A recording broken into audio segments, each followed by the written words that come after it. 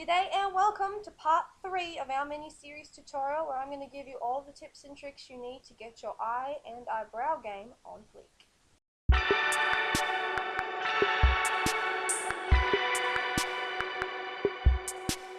Our very first tip, the one thing that you need to do before you even pick your colours out, is get yourself a good eye primer. Now you could buy yourself a dedicated eye primer, but why waste the $20–30 more when you can just pick yourself up a cream eyeshadow or a very simple mattifying primer.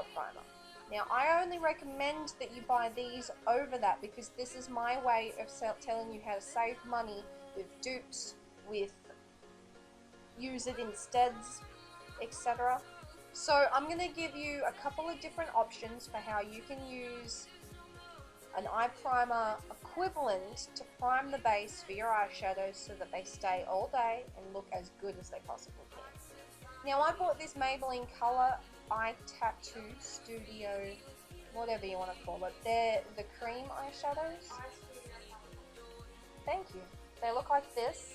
So I use this when I'm doing a darker smoky eye, when I'm doing a very simple eyeshadow. I'm not going to be using it today because I like to use my sample size of the Benefits Pro Balm. I like to use the Benefits Professional Pro Balm because I really like the consistency. It's super mattifying and there's little to no colour, but it does eliminate a lot of the oiliness and any veins that you have on your eyelids. So it's a very good eye primer base.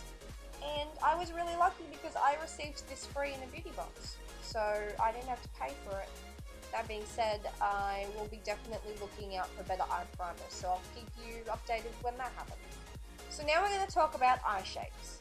I have almond shaped eyes, and this is the universal eye shape, the one that everybody wants to have because every kind of eyeshadow technique works really well on this eye shape.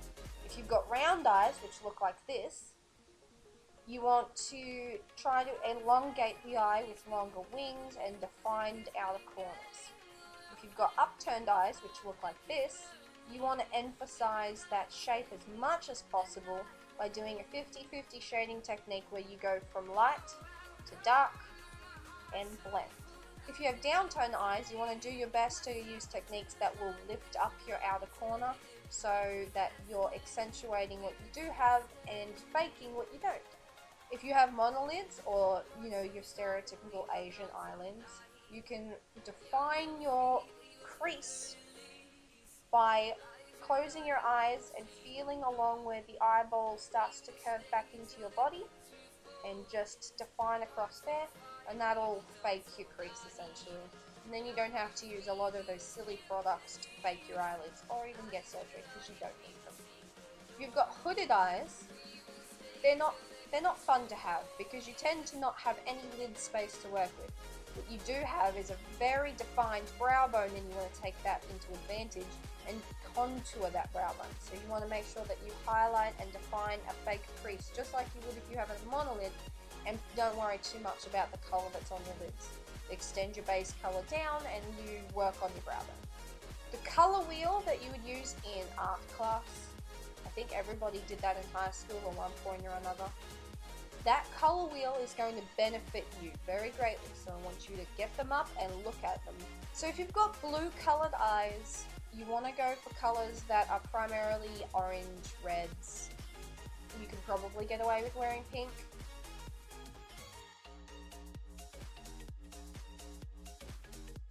If you've got green eyes, you want to wear plums. You can wear peaches, but you want to go for darker, more mauve-toned peaches perhaps. And if you've got brown eyes, greens look so good on you. I have a friend on YouTube, she has brown eyes and her favourite thing to wear is hunter green eyeliner, and it looks fantastic on her. So I would suggest wearing that. If you've got hazel eyes like me, good luck, because all I find that works for my eye colour are neutrals. I don't tend to find that the blue in my eyes works well enough for me to wear peaches I definitely can't wear purple. Makes me look I've got like black eyes. It's not great. I think I can wear green. I've never tried it before, to be honest, but if you've got hazel eyes, you need to work with the color in your eyes that is represented the most. My hazel eyes primarily have blue in them, so I try to dress up my blue as much as possible. So what I'm going to do now is I'm going to start priming my eye with the Pro Balm. Doesn't matter if it gets a little bit, you know, everywhere, because it's only going to get covered up with eyeshadow anyway. Step 1 is to take a fluffy brush like this and set the primer. So I'm just going to take a light skin toned color and just pat it all over the lid to provide a blending shade for all the other colors. Then we're going to take a brush like this, which is your standard eyeshadow brush, and apply a shade of taupe over the top. Again, I'm keeping it to my lid, but I'm extending it into my crease ever so slightly because I'm going to add a slightly darker shade to add some depth. So I'm going to use cool toned colors on my skin for the minute because I'm going to warm it up later. I'm going to take that same brush and apply the darker shade on the outer corner. Now I'm going to take a brush like this, and this is primarily what I'm going to work with from now on. I'm going to take that same shade and just start to intensify that corner. I'm going to take a slightly darker shade now and still concentrating it on the outer corner, but now concentrating it a little more. Now I'm going to take a really nice white shade and apply it to the entire top of my brow bone. This is a sparkly one. I'm talking! And then I'm taking the same shade but in matte and just placing that over the top. I'm now going to take a slightly denser fluffy brush and take a purpley brown taupe beige colour. It's fun. Start to drag that across the lid from the middle. My fluffy brush from the beginning and a warm brown shade, and very, very gently add a bit of the warmth back in. Blending is your friend. You want to rub longer than you think you would need rather than shorter, because there's nothing worse than having patchy, uneven tones.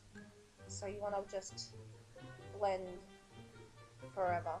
Now I don't really know what to call this kind of brush, but it is a tightly packed synthetic brush, and I'm going to wet it with my water that I use to wet my beauty blender and use that to pick up a glitter shade. And now I'm going to take a really, really lovely gold color from my new In the Buff palette and apply it just to the middle of my lid. Now I'm going to take a brush like this. It's called a smudge brush if you saw my beauty tutorial. And I'm going to take that warm brown shade that we used earlier. Then I'm going to take a really dark brown color and concentrate it just on this outer portion here. And then I'm going to take that gold shade again and just in the middle I'm going to apply that gold. Now before I do my inner highlight, there's a little trick that I learned that I'd love to share with you guys. I learned the trick the other day. So take whatever face powder that you currently are wearing to set your foundation, and you take a little bit on a brush kind of like this, and you sweep around the edges. And you do this because it blends the colors into your face quite a bit better than adding another beige color to your face. Now that I have blended my look out, I'm going to take that same wet brush that I used to apply my glitter shade, and using the other side of the brush, pick up my highlight shade and apply it just to my inner corners. Now we'll take our mascara and apply it. to the entire upper lash line. First of all, if you have clumpy lashes, have no fear, because all you need is one of these disposable mascara ones to help separate them. Okay, so if you've done a little boo-boo like I have here, let it dry. Then you take a flat end of a brush or a little cotton tip maybe, and you just scrape it away. I'm going to do the cotton tip, I think. Nicely.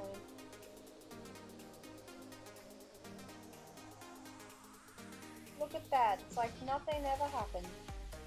Okay, so I'm just going to take my brow pencil and trace the outer half of my brow to fill it in. Being careful not to push too hard, and to take really light, short strokes to fill it in, because we want to imitate hair. And when I get to about here, that's where I stop. Because I find that if I fill in my brows all the way, they look a little too thick and a little too 90s rock star on me. Then I take a brush that's double-ended like this. I take this section and to the darker shade of my eyebrow palette, and I go back over and powder my brows. And then I take the angled end to make sure that I'm not adding too much colour or losing too much shape to the top here. And then I take that lighter colour and the same angled brush and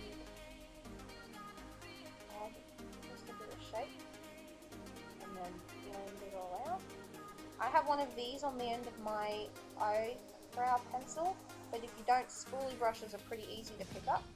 And I brush my brows out like so. And this is your completed look.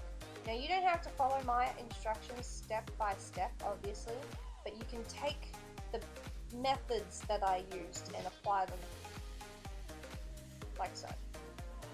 So that's it for this tutorial, ladies and gentlemen. I do hope that you managed to learn something new today, and I will see you in the next one. Bye!